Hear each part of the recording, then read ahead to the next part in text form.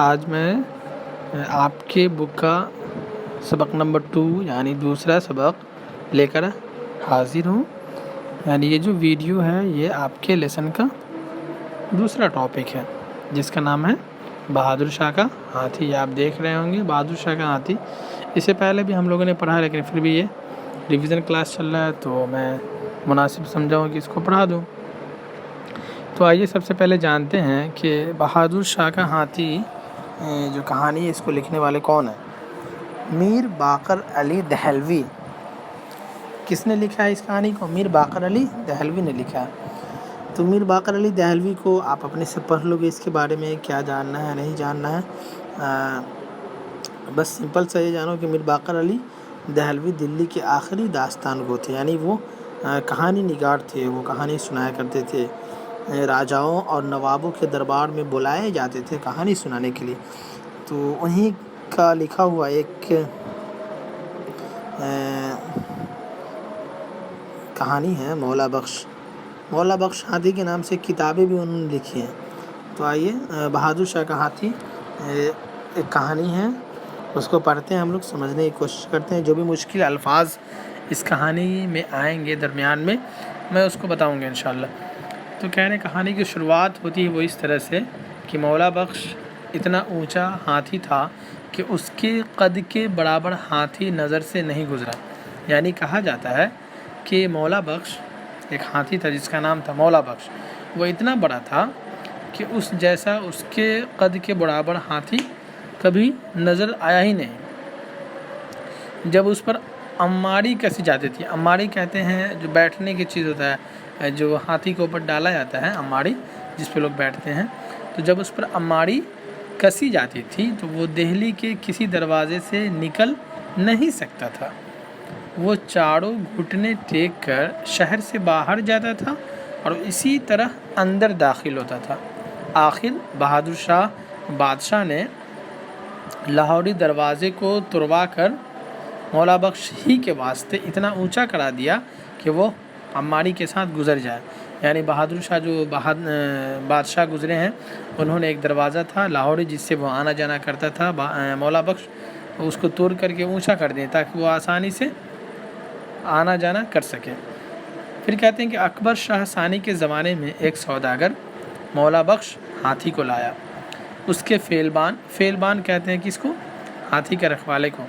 اس کے فیلبان بخارا کے اس سید تھے کیونکہ کسی اور شخص کا بادشاہ کی طرف پیٹھ کرنا بے ادبی تھی. بہادر شاہ نے فیلبان کو محابت خواہ کا خطاب دیا اور جاگیر بخشی. جاگیر کہتے ہیں کہ گفٹ دینا، تحفہ دینا. جاگیر میں کہتے ہیں کہ یہ اس کی جاگیری ہے، مطلب کچھ زمین دے دیا تحفے میں. ایک روز مولا بخش مستی میں آ کر بے قابو ہو گیا. بے قابو مینس یعنی قابو سے باہر ہونا، مطلب وہ اچھل کود کرنے لگا، اپنے مالک کے قابو سے کنٹرول سے باہر نکل گیا، آؤٹ آف کنٹرول ہو گیا. سید صاحب کو غافل پا کر جب دیکھا کہ سید صاحب نہیں ہیں، سویا ہوا ہے، اس نے انہیں سونڈ میں لپیٹ لیا. اپنے سونڈ میں جس سے وہ پانی پیتا ہے اچھے سے لپیٹ لیا. پھر اس نے ان کی ایک ٹانگ اپنے پاؤں کے نیچے داب کر اور ایک سونڈ میں پکڑ کر انہیں زندہ چیر ڈالا. سید صاحب کی بیوہ کا ننھا سا بچہ 2.5 برس کا اس کی گود میں تھا. بیچاری خاوند کہتے ہیں شوہر کو. خاوند کے غم میں روتی پیٹتی آئی اور اپنے بچے کو مولا بخش کے آگے ڈال کر کہا، لے موئے اس کو بھی مار ڈال. اس وقت مولا بخش کی مستی اتر چکی تھی. مولا بخش کبھی کبھی دیکھتے نہیں ہیں آپ اگر خصی پالتے تو کبھی کبھی وہ اچھل کود کرنے لگتا ہے، وہ آپ کے کنٹرول سے باہر چلا جاتا ہے، اسے مستی سوجھنے لگتی ہے. لیکن جب تھوڑا شانت ہو جاتا ہے تو پھر وہ آرام سے وہ پورا ایک دم نارمل ہو جائے گا. اسی طرح سے ہاتھی جب اس کے سید صاحب کو مار دیا، چیڑ دیا، تو اس نے بچے کو سونٹ سے پکڑ کر اپنی گردن پر بٹھا لیا. اب ہاتھی سمجھ گیا تھا کہ ہم نے اس کے باپ کو مار دیا، اب تو یہ بچہ ہے. اس روز سے یہ بچہ مولا بخش کے ساتھ رہتا. بچے کے سامنے مولا بخش سے جو کہو وہ فوراً کرتا. اور جہاں یہ بچہ مولا بخش کی آنکھ سے اوجھل ہوا، اوجھل کہتے ہیں دور ہو جانے کو، چھپ جانے کو، تو مولا بخش نے دنگا کرنا شروع کر دیا. یعنی مولا بخش کی آنکھوں سے جب وہ بچہ چھپ جاتا، اوجھل ہو جاتا، کوئی اٹھا کر لے جاتا کھلانے کے لیے، تو مولا بخش پھر سے اپنا روپ دھارن کر لیتا۔ اس بچے کا نام کیا تھا؟ رحمت علی تھا۔ جب رحمت علی بڑا ہوا تو اس کے ہم عمر یعنی ہم ایج جو ایک ایج کے بچے اس کے ساتھ کھیلنے کو آتے، اگر کسی بچے نے سید صاحب سے کہا یار گنا نہیں کھلواتے، تو سید صاحب مولا بخش سے کہتے تھے مولا بخش ہمارے یار کو یاری دو۔ یار کا مطلب ہوتا ہے دوست، یاری مطلب دوستی، یعنی ہمارے دوست کو دوستی دو۔ مولا بخش کیا کرتا؟ جٹ سے گنا چھیل کر بچے کو سید صاحب کیا دیتے؟ دے دیا کرتا تھا۔ مولا بخش پر سواری کرنے اور گنوں کے لالچ سے لڑکے تمام دن وہیں جمع رہتے۔ کوئی لڑکا کہتا مولا بخش یار چڈی دلاؤ، مینس اپنے بدن پہ چڑھاؤ، تو یہ اپنی سوٹ پر سے یا پاؤں کو ٹیڑھا کر کے اس لڑکے کو اوپر چڑھا لیتا تھا۔ جب لڑکے زیادہ ہوتے اور ان میں سے کوئی کہتا مولا بخش یاڑی آوے، تو مولا بخش گنا چھیل کر سونڈ میں لے لیتا اور تمام لڑکوں کی نظر بچا کر اس لڑکے پر گنا پھینک دیتا تھا۔ جب چرکٹا مولا بخش کو روٹی دیتا تو وہ ہر نوالے میں سے ایک کنارہ روٹی کا اپنی باچھ سے باہر نکال دیتا تھا۔ جو بھی لڑکا پاس کھڑا ہوتا دوڑ کر اس ٹکڑے کو پکڑ لیتا تھا، اور ہاتھی کی روٹی 2-3 انچ موٹی ہوتی ہے۔ بچہ اس کو زور کر کے توڑتا اور مروڑ دیتا۔ غرض یہ 1000 دقت جب ٹکڑا اس کے ہاتھ آ جاتا اور بچہ وہ ٹکڑا لے کر بھاگ جاتا، اس وقت مولا بخش وہ نوالا کھاتا تھا۔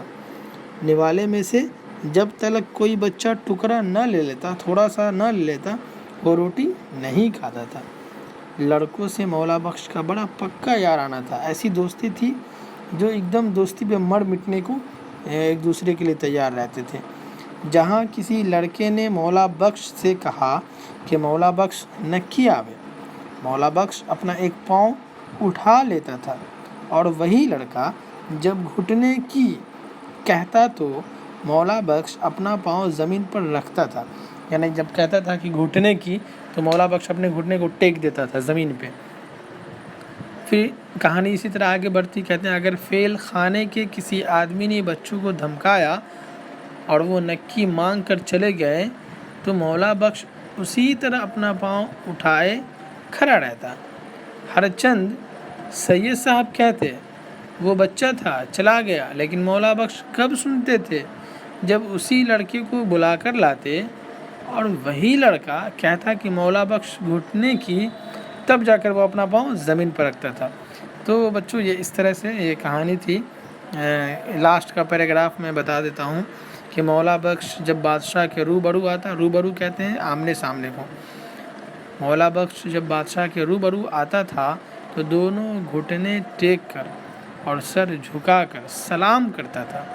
اس کی مستک اتنی بلند تھی کہ سید صاحب اوپر بیٹھے ہوئے دکھائی نہیں دیتے تھے، اور جب بادشاہ سوار ہوتے تھے تو نہایت ادب سے سرنگو چلتا تھا۔ سرنگو کہتے ہیں کہ سر جھکائے ہوئے، سر کو اٹھا کر کے نہیں بلکہ سر کو جھکا کر کے۔ اس طرح سے یہ کہانی ہے جو آپ خود پڑھو اس کو اور سمجھو، اس کا یہ ورڈ میننگ ہے، اس کو بھی یاد کرنا ہے۔ جیسے اماری ہے، اماری کہتے ہیں ہاتھی کی پیٹھ پر ایک کرسی باندھ دی جاتی ہے جس پر آدمی بیٹھ جاتے ہیں، اور ماں کہتے ہیں ساتھ کو، راتب جانور کے کھانا کو کہتے ہیں، فیل کا مطلب ہاتھی، اور جاگیر کہتے ہیں بادشاہ کی طرف سے عطا کی گئی زمین، غافل کہتے ہیں بے خبر کو، اور سرنگو مطلب سر جھکائے ہوئے۔ تو غور کیجئے جانور بھی انسانوں سے محبت کرتے ہیں، انسانوں کو بھی جانوروں کا پورا خیال رکھنا چاہیے۔ اب آپ نے دیکھا کہ سید صاحب کو پکڑ کر سونڈ میں لپیٹ کر پھینک دیا، تو ہو سکتا ہے کہ جو سید صاحب اس کے ساتھ کبھی بدتمیزی کیے ہوں گے، کبھی مارے ہوں گے کسی غلطی پہ، تو انسان بول سکتا ہے، اس کے پاس زبان اللہ نے دی ہے بات کرنے کے لیے، لیکن جانور اگر کوئی غلطی کرے اس کو پیٹیے گا، ماریے گا، اس کو درد ہوگا، تو آپ سے بھی وہ ایک دن بدلہ لے گا، کبھی غصے میں آپ کو آنکھیں پٹکے گا، آپ کو اپنے پیر سے کچل دے گا۔ تو آپ لوگ جو ہے اس بات کا خیال رکھیں، اگر گھر پہ جانور ہے آپ کے تو اسے محبت دیجیے، اس کے ساتھ محبت سے نرمی سے پیش آئیے، کیونکہ اللہ تعالیٰ تبارک و تعالیٰ کا وہ ایک مخلوق ہے، اس کے ساتھ آپ کو نرمی سے پیش آنا ہے، اور قیامت کے دن اس کا بھی حساب کتاب ہوگا، جانور کے بارے میں بھی، کہ اگر آپ کے پاس جانور ہے تو آپ اس کے ساتھ کیسا سلوک کرتے ہیں، کیسا برتاؤ کرتے ہیں آپ۔ شکریہ، کل میں اس کا کوشچن آنسر بتاؤں۔